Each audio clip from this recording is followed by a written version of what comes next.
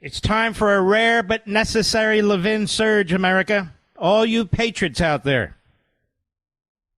Please call your member of the House through the Capitol Hill switchboard, 202-224-3121. I'm posting it on my social sites, 202-224-3121. Yes, there are certain issues that matter to us all that are not addressed as we would wish in this bill. But there are many, many very important provisions in this bill that must be enacted. And if we don't get the bill enacted, there's going to be a massive tax increase. There won't be enough ICE to protect us on the border. There are Medicaid issues. We don't want illegal aliens getting Medicaid, and we don't want able-bodied men and women who refuse to put in 20 hours a week getting Medicaid either. That's not what Medicaid was ever for. We have a minuscule majority in the House of Representatives. Like it or not, it matters. If we had 30, 40, 50 more conservatives in the House and maybe 10 more conservatives in the Senate, you and I could impose our will. But as it is now, Donald Trump has done everything humanly possible to get the very best bill he can. We can sit here and twiddle our thumbs and whine about it. You've got individuals who want to beat their chests. That's all well and good. But this is where we are. This is what we have. There's a reason why the Democrats are jumping up and down in opposition to this bill. So I want to strongly encourage you, my fellow patriots, Levinites. This is one of those rare occasions when we use the Levin surge, as we have in the past decades, to block legislation and to support tax cuts. There are tax cuts in this bill that should positively affect the vast majority of you in my audience. The vast majority. So it is time for a Levin surge. It is time for patriots to come together, to make your voice heard, to flood the Capitol Hill switchboard, starting right now, 202-224-3121. That number will be on all my social sites. 202-224-3121. I remember when I served in the Reagan administration for 8 years, no bill was good enough. A massive tax cut. I remember it in August of 1981. And you had people saying, well, there'll be massive deficits and the cuts don't go far enough. The greatest tax cuts in American history. These will now be the greatest tax cuts in American history. And the truth is, it created extraordinary growth in our economy. Our economy exploded with growth. Business creation and entrepreneurs. It exploded with growth. Job creation across the board. This will do the same thing.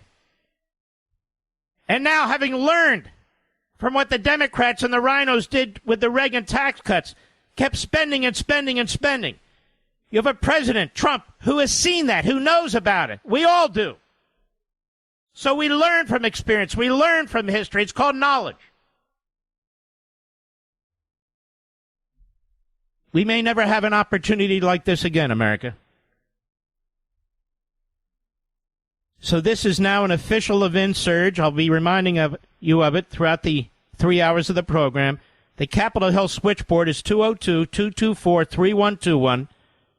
Is the bill perfect? I don't want to hear about that anymore. Are these members of Congress perfect? No, I can't stand most of them. But that's beside the point.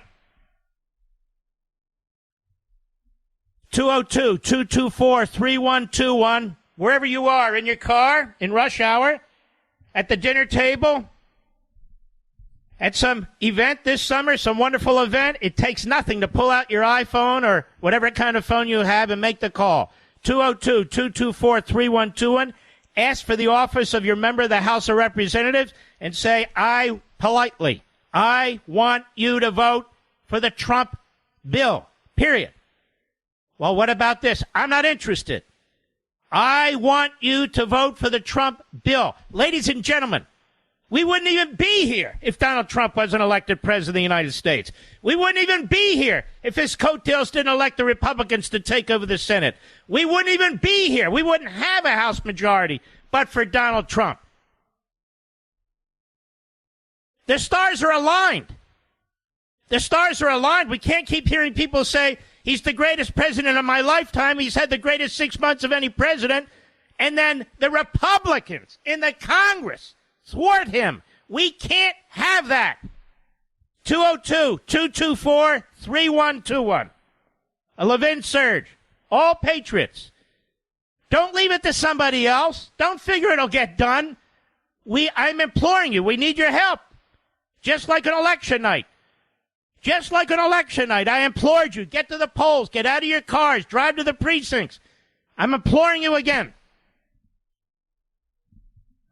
This is a positive thing you'll be doing. Positive for your own family. Positive for the country. Now, I want to play you some clips of the enemy, a.k.a. the Democrats. I want to play you some clips, and then I want to address this in a very thorough, Levin-like way. It's very important.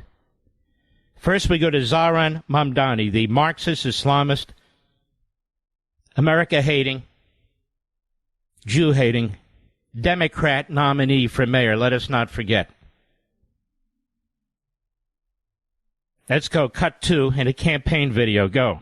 Go further toward the Vienna model. We'll have to go beyond the market. We can establish community land trusts to gradually buy up housing on the private market and convert it to community ownership. We can give tenants a right of first refusal to buy out their landlords when buildings go up for sale. And we can fully commit to a new era of social housing, ending subsidies for luxury housing development and using our wealth to build beautiful, high-quality social housing projects that offer good homes and strong communities to everyone. We won't decommodify housing overnight, but we know what we have to do, and we have history to guide us. All right, cut 7. This is Maxwell Frost, Democrat, Florida. Go. That clip you posted earlier when he was asked about the healthcare system, even the way he answered the question, what's the first thing he said? Hold on, please. When Vance was asked about the healthcare system. Go ahead. That clip you posted earlier when he was asked about the healthcare system, even the way he answered the question, what's the first thing he said? He brought up the business of rural healthcare. He didn't bring up making sure humans in rural America are healthy, the business. And that's the thing, is it's all a business. It's all making money to these guys. And it's not a new thing. The Republican Party has been about this for generations. They have someone in Donald Trump now who's a billionaire himself who wants to do it to such a degree that people will die. Hakeem Jeffries just said this on a call I got off. He said, if this passes, the floor of the House will become a crime scene. Mm-hmm. And I fully agree with that characterization. It's murder. It's killing people. Gee whiz. Unbelievable. Just stick with me. And here's Hakeem Jeffries. He just mentioned. Cut 8. Go. And as a result, people are going to die. Connected to this one big ugly bill. Tens of thousands of unnecessary American deaths per year. Shame on Republicans for even bringing this bill to the House floor. So all we need are 4 Republicans to join us in support of their constituents, to have John McCain level courage and stand up in defense. They hated McCain too, by the way, as you may recall. Go ahead. Of the American people. All right. One more. Pelosi on the floor today. Cut 10. Go. The gentleman just ended by saying to vote for this big, beautiful bill. This big, beautiful bill? Well, if beauty is in the eye of the beholder, then you, GOP, you have a very blurred vision of what America is about. Is it beautiful to cut off food from seniors and children? Is it beautiful to cut off? She's slurring her speech now. It's time to hang it up, don't you think? Go ahead. Million people from health care. Is it beautiful to do this, to give tax cuts to billionaires in our country? Is it beautiful to take money from education and the rest? The list goes on and on. Dr. King nearly 60 years ago said, of all the forms of inequality, injustice in health is the most shocking and the most inhuman because it often results in physical death. We come to this floor with a moral force of Dr. King's words in our heart. Let us not, with this bill, turn the American dream he talked about in a nightmare for America's seniors, the disabled, Oh, for God's our sake. children, our children, our children. Let us vote no on this shameful bill and throw a punch for the children. Sounds like she's been drinking the punch, don't you think, Mr. Producer? I'm going to take a break now. We're going to take some time to break this down. This is very, very important, because this is what we hear more and more of this, how they sell you the pie in the sky, and if you don't agree with them, you're out to kill people and starve children. And I've had about enough of this.